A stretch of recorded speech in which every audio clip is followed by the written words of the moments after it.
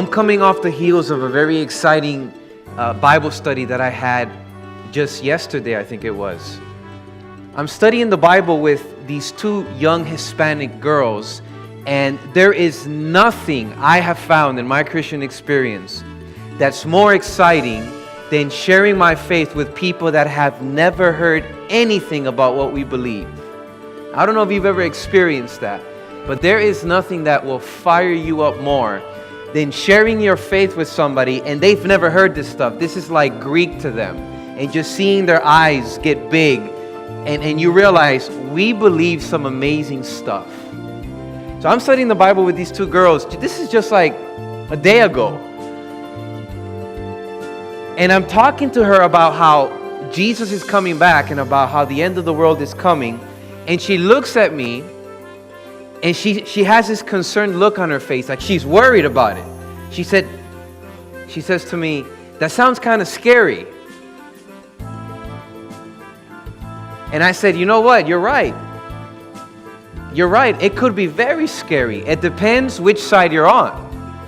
And she asked me this question that I just wish every young Adventist person in this room here tonight would ask themselves sincerely. You know what she asked me? She said, "Jeffrey, how can I know for sure that I will be ready when that happens?" Now, we say that all the time as Christians. This is like cliche. This is something that has lost meaning because we've repeated it so often in church. But when you have somebody who has never heard it before and they look at you in the face and they're honestly freaked out and they're thinking, "Man, this thing is about to end," and they ask you, "How do I know that I could be ready whenever that happens?" And that was the most powerful thing that happened to me this week. Now, here's the problem, young people. Why is it that the people who have never heard the message, that the people who are foreign to the gospel, are the people who take it more seriously?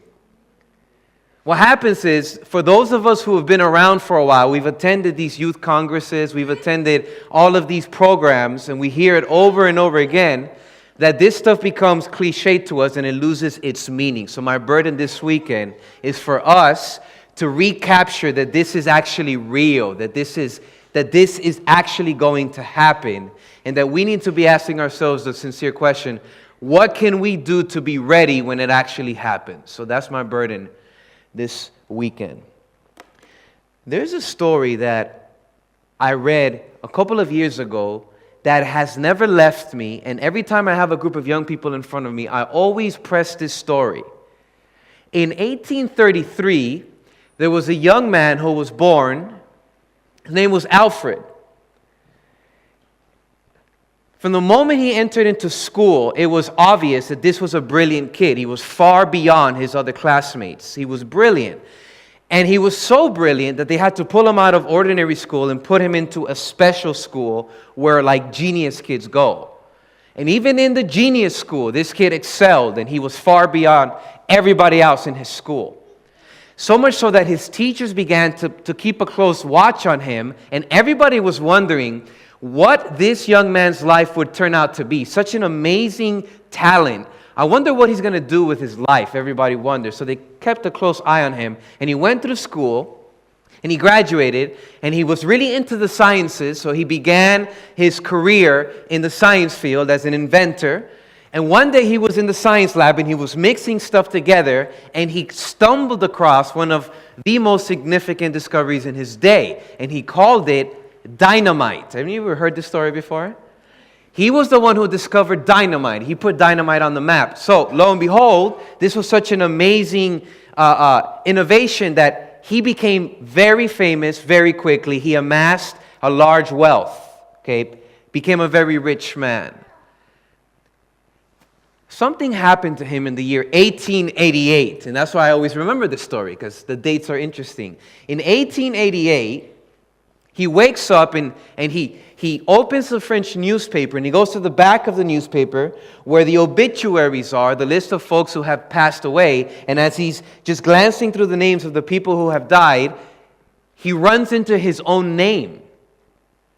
He's reading his own name in the obituaries. Now, what would you do if you were reading through the obituaries of the folks who have died that week and you read your own name? Would that catch your attention in any way? Yes or no?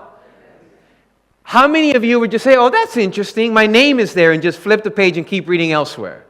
What would you do? What would be your natural response? What do you want to know? Come on, guys, what do you want to know? I'll tell you what I want to know.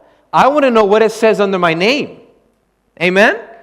Any of you care what you would be remembered for if you were to die today? Is that an interesting question to anybody here?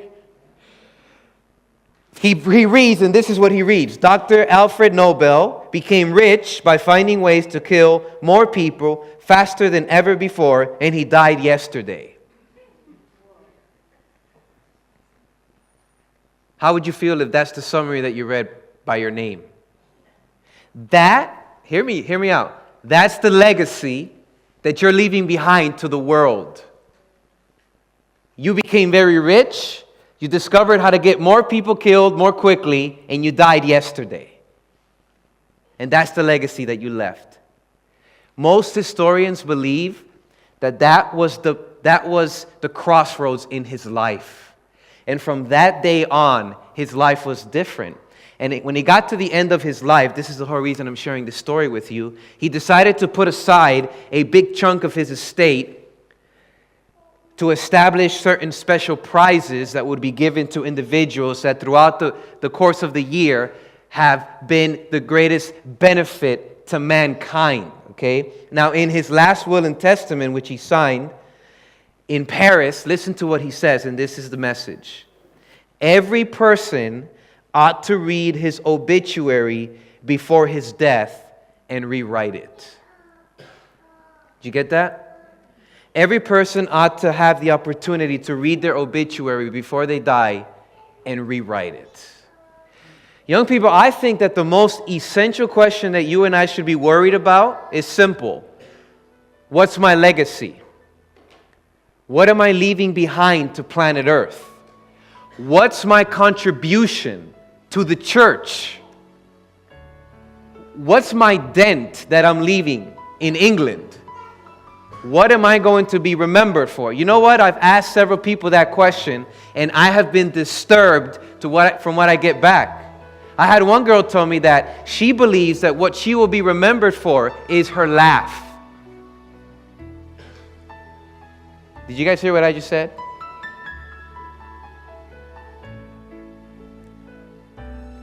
I hope and pray that if you and I died today, we would be remembered for something more than just our laugh. Can you say amen to that? I want to know, guys, I want to know that my life is meaningful to this world. I want to know that I'm contributing to something bigger than myself. That's what I want to know.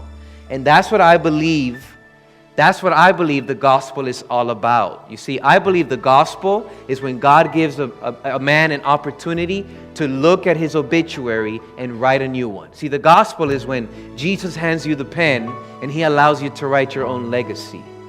And you and I right now are in that stage in life where the older folks call us, we're in the prime of life. We are in our youth. We have our entire future ahead of us. How many of you young people have ever heard these words before? We have our whole lives ahead of us.